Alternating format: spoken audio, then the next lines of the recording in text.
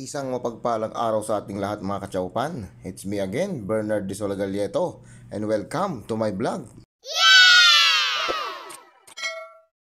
Ngayong araw na ito mga kachaupan ay siguradong tataob ang kaldero sa menu na lulutuin natin ngayon. Kung bago ka lang kachaupan sa aking channel, ay huwag na huwag mong kalimutang i-like, share, and follow lahat ng aking video. Sa isang malinis na kaserola mga kachaupan, naglagay ako ng tanglad, asin, at syempre, sariwang tahong mga kachaupan. Mga siguro to mga kachaupan ay mga 2 kilo. At syempre naglagay ko ng sabaw.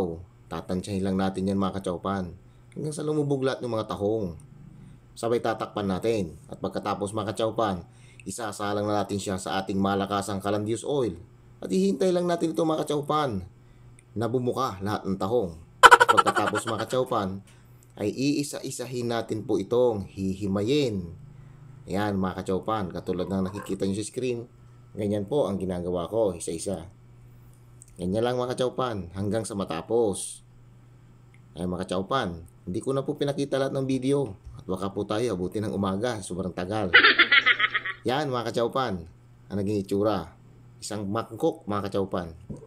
Sabay salang ko ulit mga kachaupan ang ating mahiwagang kawali. At syempre naglagay ko ng kaunting mantika bilang panggisa. At nung uminit na mga kachaupan, ginisa ko na ang sibuyas at bawang. At syempre, katulad ng dati, hihintay lang natin ito maging golden brown bago natin igisa ang ating hinimay na tahong. Sa paggisa mga kachaupan, nilagay ko na yung mga karagdagang sangkap tulad ng asin, bitchin, paminta, oyster sauce, at kaunting toyo.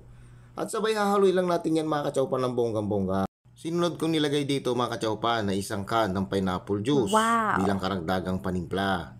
At syempre mga kachaupan, ibubuhos ko lahat yan para malasang malasa ang ating recipe ngayon. Sabay buhos ko ulit mga kachaupan ng isang tasang Sprite at kaunting asukal. Sabay halo ng bonggang-bongga mga kachaupan. At syempre, titikman natin yan ayon sa ating panlasa. Tatakpan lang natin ito mga kachaupan hanggang sa maiga ang sabaw. Yan mga kachaupan, makailang minuto mga kachaupan, yan na po ang naging itsura. Tignan ninyo mga kachaupan, oh. Napakasarap tignan, di ba? Naglagay ako ng kaunting chili powder mga kachaupan at syempre sibuyas.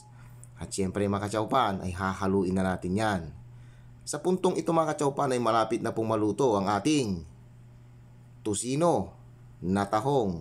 Yan pang hinihintay natin mga kachaupan. Tara, samahan nyo na akong kumain. Ihanda na ulit ang ating kanin at sigurado paparami ang ating kain. Hanggang sa muli mga kachaupan. Bye-bye!